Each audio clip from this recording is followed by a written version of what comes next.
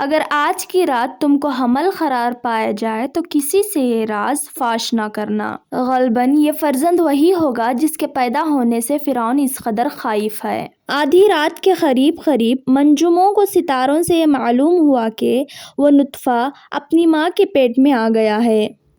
تمام کاہنوں نے شہر میں شور مچا دیا۔ فرعون نے پوچھا، یہ شور کیسا ہے؟ لوگوں نے کہا، چونکہ کل بنی اسرائیل جمع ہیں اس لیے شور کرتے ہوں گے۔ صبح ہوتے ہی تمام نجومی اور کاہن اپنے اپنے چہرے کالے کر کے کپڑوں کو پھاڑ کر فرعون کے پاس روتے ہوئے آئے اور کہا، بڑے افسوس کی بات ہے کہ باوجود اس قدر انتظام کے کچھ نہ کر سکا۔ آپ کی جان کا دشمن ماں کے پیٹ میں آ ہی پہنچا۔ فرعون نے حالت غضب میں کہا، جب اس کی ماں اسے جنے گی تو اس لڑکے کو اس کی ماں کے سمیت ہلاک کر دوں گا۔ جب حضرت موسیٰ علیہ السلام پیدا ہوئے تو نجومیوں نے پھر اطلاع دی اور کہا، اے فرعون، تیرا دشمن پیدا ہو گیا۔ فرعون نے یہ سن کر حکم دیا، تمام بنی اسرائیل کی عورتوں کو جمع کیا جائے اور جن عورتوں کے یہاں لڑکا پیدا ہوا ہو اسے ہلاک کر دیا جائے، اور اگر لڑکی ہو تو اسے ہلاک نہ کیا جائے۔ قرآن مجید میں یوں ارشاد باری تعالیٰ ہے، جس کا ترجمہ یہ ہے، فرعون ملک مصر میں بہت بڑھ چڑھ رہا تھا اور اس نے وہاں کے لوگوں کے الگ الگ دو گروہ قرار دیے تھے۔ اس میں سے ایک گروہ بنی اسرائیل کو اس قدر کمزور کر رکھا تھا کہ ان کے بیٹوں کو ذبح کروا دیتا اور ان کی لڑکیوں کو زندہ رہنے دیتا۔ اس میں شک نہیں کہ وہ بھی فسادیوں میں سے تھا۔ پھر فرعون نے مصر کی دائیوں کو بنی اسرائیل کی حاملہ عورتوں پر مخصوص کیا اور حکم دیا کہ جس وقت کوئی عورت لڑکا جنے اسے فوراً مار دینا۔ اس کے حکم کے مطابق 90,000 لڑکے مارے گئے۔ جو دائی حضرت موسیٰ علیہ السلام کی والدہ طیبہ طاہرہ عابدہ زاہدہ پر مخصوص تھیں، آپ کے پیدا ہوتے ہی آپ کے جمال با کمال پر فرفتہ ہو گئی اور کہنے لگی، والدہ محترمہ سے، بی بی صاحبہ، تم ہرگز کچھ بھی رنج و ملال نہ کرنا، میں اس لڑکے کی ولادت کا کسی سے بھی تذکرہ نہیں کروں گی۔ جب فرعون کے جاسوس آئیں گے تو ان سے کہہ دوں گی کہ ایک مردہ لڑکی پیدا ہوئی ہے جسے میں ابھی دفن کر چکی ہوں، مگر تم کسی عزیز یا ہمسایہ سے اس کا تذکرہ نہ کرنا۔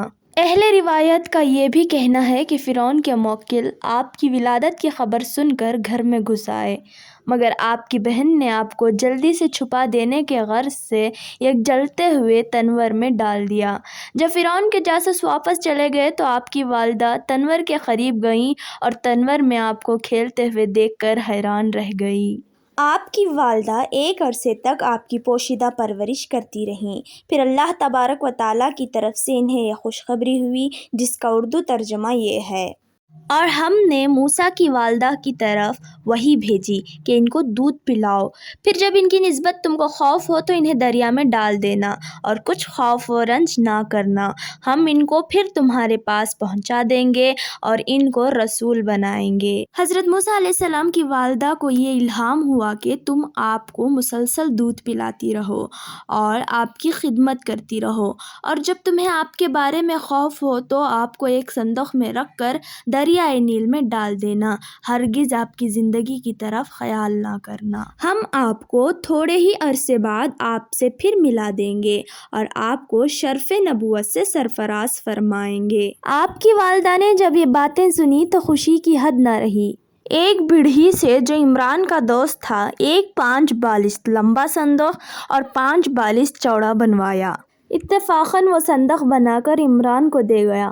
عمران نے دل میں یہ خیال کر لیا کہ یہ صندوق شاید میرے لڑکے کے لیے ہی بنایا گیا ہے۔ عمران نے فرعون کے خوف کے خیال سے یہ پختہ ارادہ کر لیا کہ فرعون کے جاسوسوں سے آپ کی تمام حقیقت بیان کر دے، مگر آپ کی زبان فوراً بند ہو گئی۔ پھر چاہا کہ خود جا کے خبر دے دوں، فوراً آنکھوں کی روشنی جاتی رہی۔